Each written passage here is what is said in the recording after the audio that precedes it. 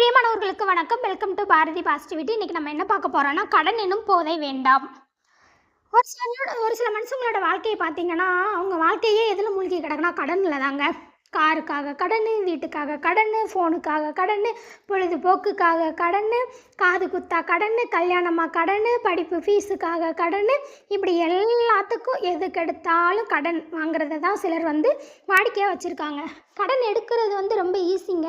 ஆனால் நம்ம திருப்பி கொடுக்கும்போது நம்ம வாங்கின காசை மட்டுமா கொடுக்குறோம், அதுக்கான ஒரு வட்டியையும் கொடுக்குறோம்.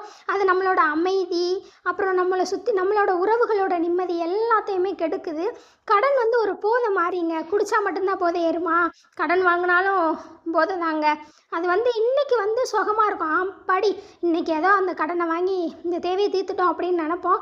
ஆனால் அதுக்கு அடுத்து கடனை வாங்கினதுக்கப்புறம் ரொம்ப நாளுக்கு அது நமக்கு எதை கொடுக்கும்னா மன உளைச்சல், நம்ம அமைதி போயிடுங்க. அதனால் நம்ம உழைக்கிறதுல கிடைக்கிற ஒவ்வொரு ரூபாயும் சுத்தமானது. அதுதான் உண்மையான செல்வம். கடன்ற போது நமக்கு வேண்டவே வேண்டாங்க.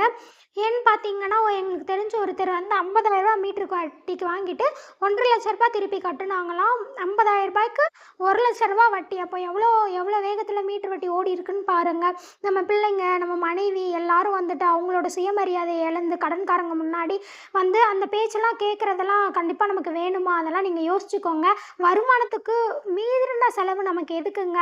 நம்ம வருமானம் என்னவோ அதுக்குள்ளே உங்கள் செலவு கட்டுப்படுத்துங்க. அதே மாதிரி ஒவ்வொரு நாளும் வருமானத்தில் ஒரு 30% சேவ் பண்ணுங்க. கடன் இருந்துச்சுன்னா அதை எப்படி அடைக்க போகிறோன்னு உட்காந்து பிளான் போட்டு அந்த கடனை சீக்கிரமாக கட்டி முடிக்க பாருங்கள். எதுக்காகவோ இனிமேட்டு யார்கிட்டையும் கை நீட்டி கடன் வாங்கக்கூடாதுன்னு உங்களுக்குள்ள ஒரு உறுதிமொழி எடுத்துக்கோங்க. கடன்ற போதை வேண்டவே வேண்டாம்.